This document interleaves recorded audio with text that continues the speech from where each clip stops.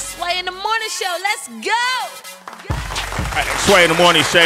You heard that voice right there, that angelic voice? Yes. Look at this. I like this. Look you how much so she's grown. How much she's grown. I hate no, you, come back. Y'all come back. When I first met Sevyn Streeter, Heather B, right? I think she might have had on sweatpants, mixed match socks, or something like that. I totally still got on mixed match socks. Oh, okay. and it was just her and maybe one other person. When she travels now. Traveling. Some people, some people come with purses. You know what I mean? Some people come with bracelets. She come with a glam squad. Look at this glam squad. Well, they're awesome. Look at them. Tati and Khalif, they're awesome. Tati and Khalif. How you doing, Tati? Well, thank you. How are you doing? I'm doing. Thank you. You heard that voice? She said, "Well, she thank gave you." Me some. She gave you a vibe. Yeah, don't do that. You need a little powder. Hey, give me some. Go ahead, get some. I mean, he already got his shades on. He might need a little powder. Hold on. Yeah. Thank you. I feel different now. You feel different? I feel different. You go, boy. What a makeover, Sway. What a makeover. That really reflected off my shades. This is, I know, right? This is a big deal because, for quite some time, Sevyn Streeter's she's like another member of the show now. Yeah. I am. It's family. And then she put out her debut EP called Me Crazy. But remember that she came up here and premiered it, and she's done things since. She's a Grammy Award winning songwriter, artist, across the board. Thanks, man. And finally, we've been waiting for this album, Girl Disrupted. It's my baby. And it's finally here. It's finally here. Round of applause. Man, thank you. This album focuses on. Well, how would you describe this album? How would you? Well, you know what? This album, I called it "Girl Disrupted" for a very specific reason. I know. Let me just state the obvious. I know when people hear "Girl Disrupted," they think of the movie "Girl." And forgive me, my voice is gone. We've been out here getting it. Okay. But when you hear "Girl Disrupted," you think of the movie "Girl Interrupted." Yeah. And I'm a huge fan of the movie. I've always loved the movie. And I was watching it one day, and I was like noticing similarities. And I was like, well, here's this girl who is going into this, this crazy insane asylum with all of these really different, peculiar, interesting characters. I was like, oh, that kind of feels like the music industry a little bit. Boom. And I was like, she doesn't quite know if she belongs there, but she's there. So is she one of them? So honestly, I was just like, well, I really do feel like that's like the music industry, and some days it does make me feel crazy as hell, truth be told. And through writing this album and just going through life, so many different things in my life became disrupted. But seemingly in a bad way at first, but when I look back on it now, it was all very necessary. Right. So many different things in my life. I mean, from my love life to my business life to just so many different things. And I say all the time, life really knocked the rose-colored glasses off my face and forced me to grow up, woman up, get rid of my girl-like mentalities, and I had to disrupt the girl within me and really make some big woman, put on my big draws and make some real life decisions and deal with life in a real way. So Girl Disrupted for me, when you listen to the songs, I tell those stories in so many different ways. I say love, loyalty, and liberation, and in one way or another, every song kind of touches on those 3 points. Everything in me. What does that touch on? Oh, liberation. Because that song is speaking about, it says in the hook, it's taking everything in me not to hurt you like you hurt me. And basically when people hurt you, when people do wrong things to you, it takes a lot in you not to be spiteful or not to be vindictive and to move past it. But I think that's a sign of growth. It's a sign of evolution. And it's freeing. It's liberating to be able to say, you know what? I know what you did, but I'm gonna take the higher road and because I don't get nothing out of being nasty towards you, even though you did some fucked up towards me. You know what I mean? So everything, it takes everything in me. I was talking with Nori, Drink Champs. Nori. I love Nori. Just yesterday we had lunch. I did a record with Nori. Did you? Yeah, I love Nori. Recently? Not too long ago. Yeah. I'm bad with titles. Don't ask me. I don't even know the titles to my own shit. But it's for his. But, yeah, it was for his stuff. Yeah, I love Nori. Well, he's world premiering a record next week. That for real okays it. That nice. he did. But he said he had to. The minute he forgave all the people that did him wrong, it freed up so much for him spiritually, opportunity. Otherwise, you said so. Forgiving is about. It's more about you than it is about the other person. Yeah, you know what I mean. I feel like you get more from it, and that don't mean like in my case in particular, I didn't forget what you did, but I'm not gonna let it dominate my psyche like that. It doesn't do anything for me. You got wronged in business, and just it's not even just like. Well, I've been wrong in business since I was like 15 years old. You know what I mean? Dealing with being a brown skin girl in this industry is just nuts anyway. So that's a whole other separate conversation. But stop. Didn't Tanashi just say something like that? Yeah. She just said being a brown skinned girl in this industry is a whole nother situation. So it is a situation. Yeah. I mean, I've been saying this since I was 15 years old that colorism, it does exist.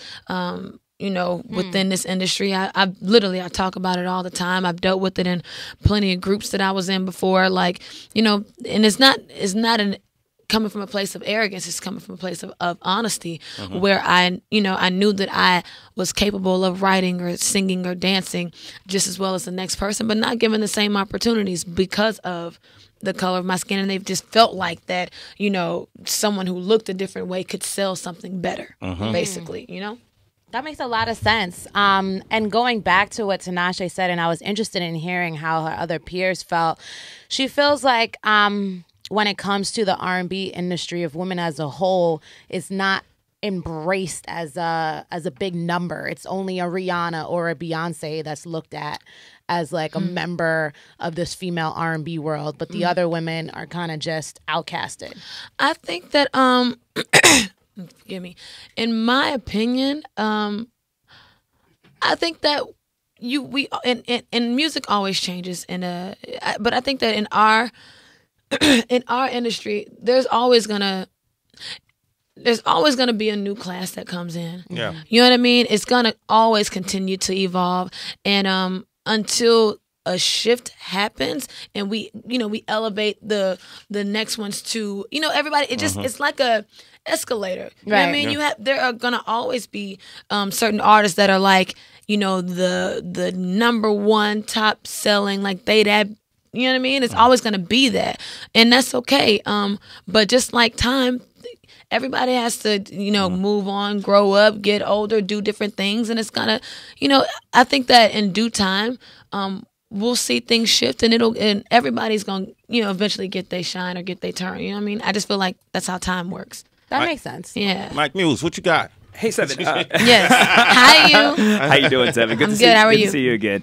I love what you're talking about right now in terms of escalator and lifting everybody up and differentiating. And there's a sect out there for everyone, if you will. Yeah. So how do you go about cultivating an audience, and how do artists like yourselves go about cultivating their audience and their fan bases? Because as Tracy just mentioned, there's Rihanna's, there's Beyonce's, but they constantly give their fans content. It's almost an everyday thing, and so we're aware of their day to day. Right. How do you approach that? You have to listen to your fans. They will tell you what they want. They're going to tell you what they like. They're going to tell you what they don't like. For me, for example, when I put out, let's say my EPs, Call Me Crazy Bud or Should Have Been There Part 1, I paid very close attention to what songs they gravitated towards. Even if I might have liked some other songs better, but guess what? I'm not playing this music for myself in my room by myself just for me. I'm trying to make music that they like, that they can buy into. So I think that the way that we continue to allow our fan bases, to grow or just to keep the connection strong, we got to listen to them. They're going to tell you what they like. I got my album is out right now, and I'm pretty much letting my fans pick where we go from here. You know what I mean? Like, what are they gravitated towards? Well, they love, first of all, they freaks. They love this song called Peace Sign. It's very freaky. Look, you a freak too. Listen, yes, they love Peace Sign. It's featuring Dave East. They love a song called Translation. That's just talking about communication between a man and a woman. They love one of my personal favorites is a song called Living. And there's a certain group of women that gravitate towards living, I feel like, only because I talk about my struggles and being in a dark place and dealing with depression and dealing with things like that. So it's a certain group of women that gravitate towards that. Then you got your ones who just want to turn up and be lit. And so they love Soon As I Get Home and Anything You Want because it just feels like a party. But it's all about listening to them. You know what I mean? I got to listen to them. How did you deal with your depression? Oh, how much time we got? Man, how did I deal with it? For one, well, at first I didn't want to deal with it. I didn't want to deal with it or deal with anybody that brought, that tried to make me deal with it. It was just a really bad time and a really dark space. And I think the first step to dealing with it was figuring out what the triggers were. And I think that's a really, really important. You gotta first you gotta want to talk about it. And you got to be open to talking about it. And then you got to figure out, okay, so what is it that's making me feel like this? In my particular case, there were a number of things that just kind of added on and built on top of, each other. I say all the time and this is for anybody, when you give 120% of yourself, to anything, but let's say in particular your jobs, your careers, and you're working nonstop, and you want things to be further along than they are. That can be a trigger. That can be a trigger. That's a huge trigger. I don't care if you are a doctor, lawyer, radio DJ, singer, whatever it is. You want to feel like you're getting out what you put in. So that was a trigger for me because obviously it took so long to get my album out and my fans were like, where's the album? So that was a trigger for me. Another thing that was a trigger for me is, I'll be all the way transparent. I have a sister who was my sister for 30 years and we found out, last Christmas that we don't have the same father. And that was a trigger for me. It was a huge trigger for me. It was a huge, how'd y'all find that out? She found out and set us down and she told us. And, my heart goes out to her too and out to my parents because we're all victims. And at the end of the day, her mother actually knew for 30 years and never said anything to us. So that was a trigger and that was really, really tough to deal with. Then I lost a friend. One of my friends from childhood got shot and killed last year. So that was a trigger. Yeah. And then I had people that I was working with that I just felt like I had to walk on eggshells around them. That it was a really weird kind of thing to some days it's cool and then some days I feel like I gotta walk on eggshells. Don't know what side of the bed people gonna get up on. That was a trigger. It was so many different things. And I looked up one day and I'm just like, I could not find not one thing in my life to be positive about. All I saw was sadness and darkness.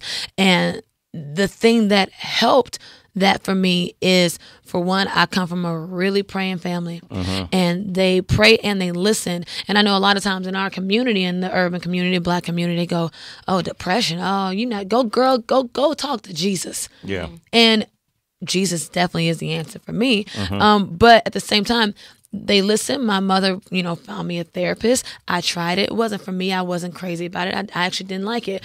But, I wasn't in a space where I wanted to even pray for myself, but my mother was praying for me. Father was praying for me. My mom's a minister. My aunt's a pastor. My whole family's deep in church. So it's just a number of things that actually helped. And then my music. I write. Music is therapy for me. Yeah. It's so important for me. And it's crazy that the thing at the, one of the triggers that was making me feel depressed also, became the thing that actually ended up helping save me in the end, being able to write about it. And I wrote a song called Living, which was the last song that I added to my album. And I told my fans all the time, you were wondering why it took so long. Well, my story wasn't complete. And it was important that I didn't just give them parts of my truth. They needed all of my truth. And I know I talk about love and relationships all the time. Talk about, oh, this nigga did this to me, yada, yada. So it's like I had a conversation like, so Sevyn, you going to give them an album about that, but you're not going to tell them what you really been dealing with for the last year and a half? Yeah. That's flawed. You can't be like that. So I added Living to the album. And through all those things, I'm in a better place. I'm happier. I'm lighter. I got rid of but I dealt with all of the triggers. And, it just is what it is. 7th Street, Yeah. ladies and gentlemen. Girl Disrupted is Yeah. out now. I want to hear Living. I flipped it up. I was going to go to the Yeah. freaky one, but let's go to Living. Sway in the morning, Shay 4-5. Of writing this album, all I thought of was just making, good songs. I want the drums. It's Sway in the morning, only on Shay 45.